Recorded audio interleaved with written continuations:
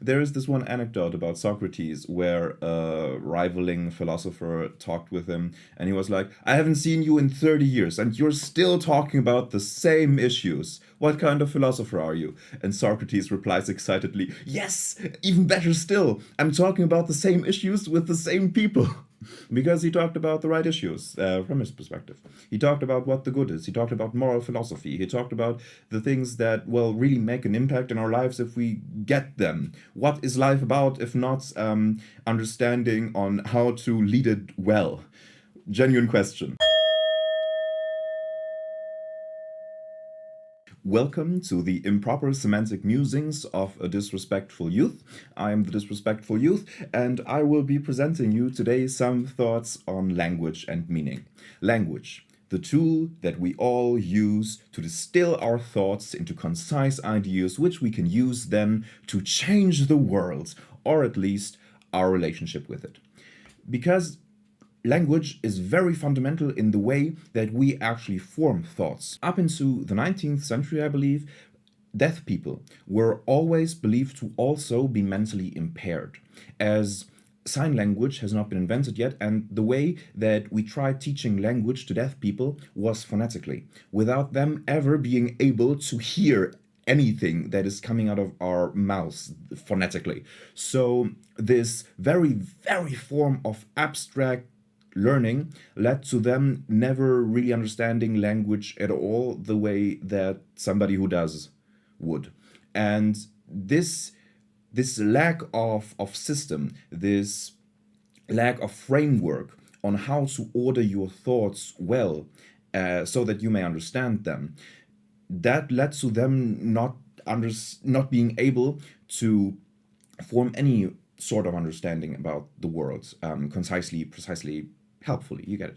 And that's the very important function that language plays in all of our lives. Language is the tool through which we understand the world. We get informations from our bodies and we filter all of that, well, through language when we form ideas and thoughts. And as most people are thinking in words, these words become tremendously important when it comes to gaining meaning, to realizing meaning. And of course, language is like a tool.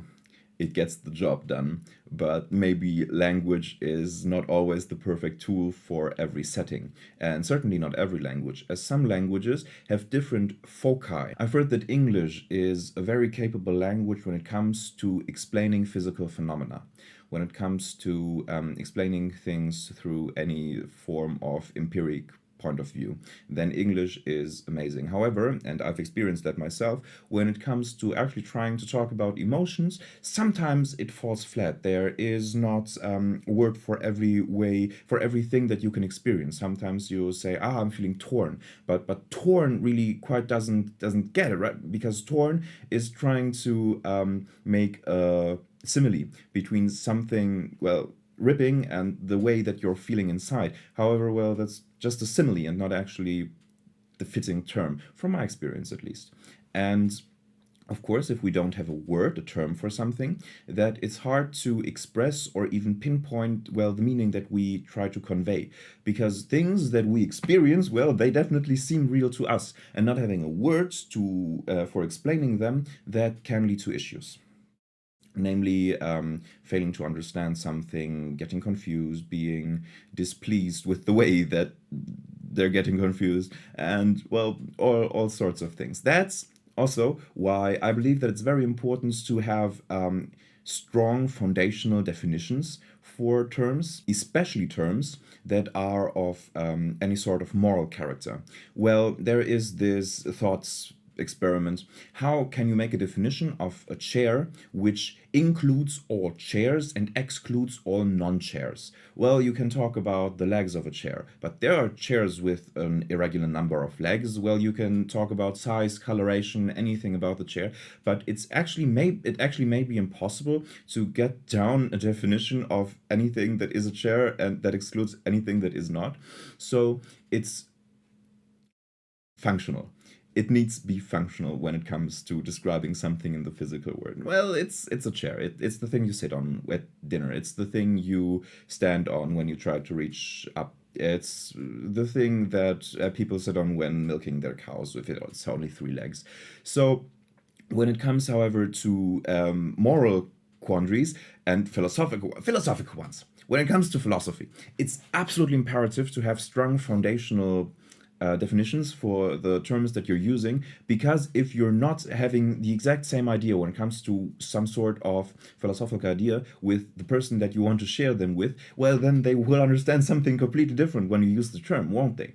And so these shared definitions that we can agree on are absolutely necessary when it comes to understanding one another. Well, duh, you might say, of course we need to understand the same things when we hear a word if we want to be understood by somebody else. But just think for a moment about how hard that is, because every individual experience is different. Wittgenstein talks in his philosophical investigations about how every person is seeing red in a different way. Well, does that mean that every single person needs a individual word for their experience of the color red? Well, no, of course not. It needs to be functional. We see something, we call it red, the other person understands it's red, even if it's like a nanomillimeter on the spectrum, like to the right. So we need logical arguments, logos, to get down into like these foundational definitions that we can all agree on. And as for that, well, yeah, you may just start to think about terms that you weren't thinking about on a regular basis. Just like, yeah, what is good really? Socrates did nothing else, and he was like the best philosopher ever. He just thought about the good and talked about the good. There is this one anecdote about Socrates where a rivaling philosopher talked with him, and he was like, "I haven't seen you in 30 years, and you're still talking about the same issues. What kind of philosopher are you?" And Socrates replies excitedly, "Yes, even better still. I'm talking about the same issues with the same people." Because he talked about the right issues from his perspective.